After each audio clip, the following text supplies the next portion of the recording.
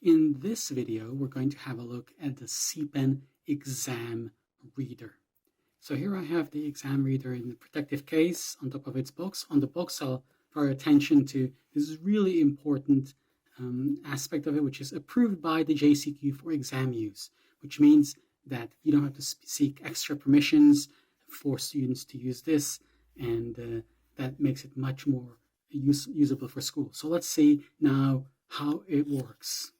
So I'm going to take it out of the case, and as you can see, it is orange, which is great because it's different from the reader pens, which are white, and that means that the students know exactly that they're using the right one, and the invigilators also know that the students are using the exam approved pen rather than the one that has a dictionary in it, and that could be a problem. So let's turn it on by pushing on the on button for a few seconds, and I'll just take away the box and the leaflet in the meantime. And so here I have a few exam papers that I printed off to try the exam reader with.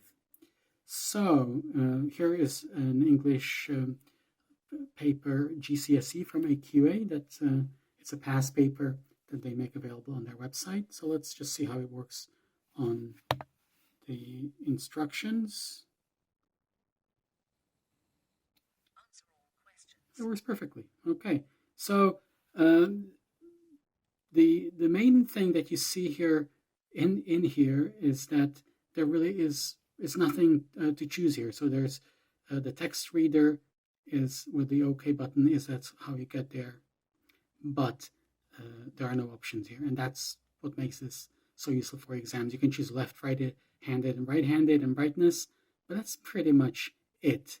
In the text reader menu, you can get to with the menu button, and then you can choose the reading settings, so increase or decrease the speed, increase the volume. So those are all useful things you can do. And then once you're back here, you can just simply use it for reading. And as you can see, it seems to be working perfectly. So these are just the instructions.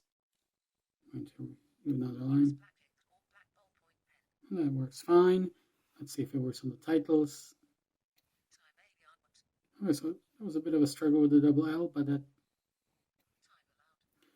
sometimes when it's hiccups, you can just do it again and it works fine. But it doesn't. The hiccups don't happen very often. So let's see it on this text inside the box. And then the smaller text. Sources 1, 2, and 3, which are provided as a loose insert. So that works fine. Inside this question paper, it works really well. I was a bit worried that it would get confused by this line here, but it didn't. So I think that's really useful. So that's the first page. Now here, let's go to the next page. Here we have the insert title page. So source one, that works fine. an online newspaper article called Children Are Sent to Shuffle.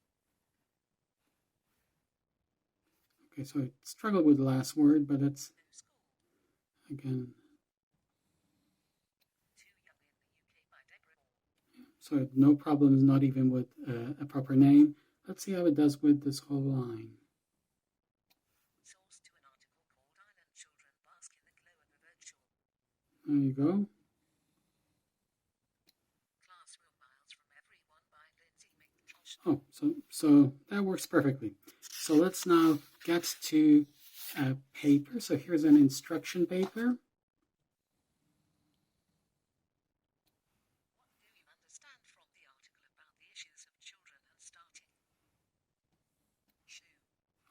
See, I did this at an angle, so that's just as long as you're reasonably straight, it's all right. So that's really good. Now, if I wanted to listen again, all I have to do is use these up arrows and scroll to where I want to go, and then push the OK button. So that's great. So it's not a one-off thing.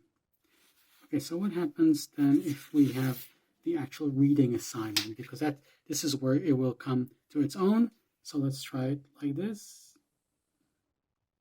There's a huge difference between the way children. Okay, so here's that worked really well. It's sort of inserted in the middle of the previous text because I was in there. I'm just going to use the back button to go back and then back to the text reader. So that will sort of erase everything that's in there.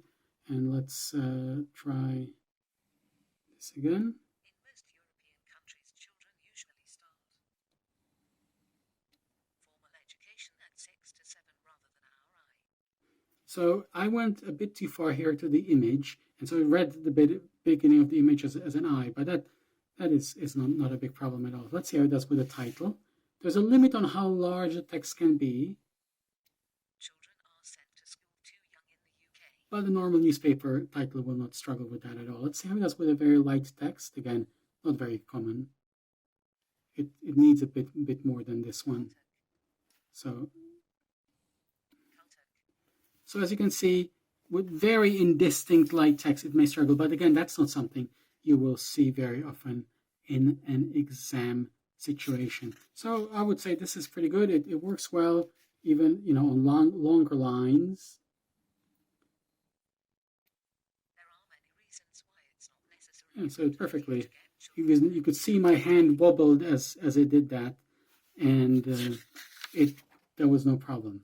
So here, let's try this on the Key Stage 2 test. So here is the instructions. We should expect no problem with that. Multiple choice answers. For some questions, you do not. Okay, and there were no problems here, and none were expected. So let's try this on the actual paper.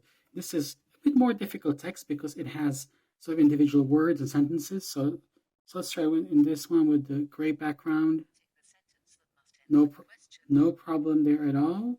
Let's try it on this just sentence like. Okay. Let's try this on individual words.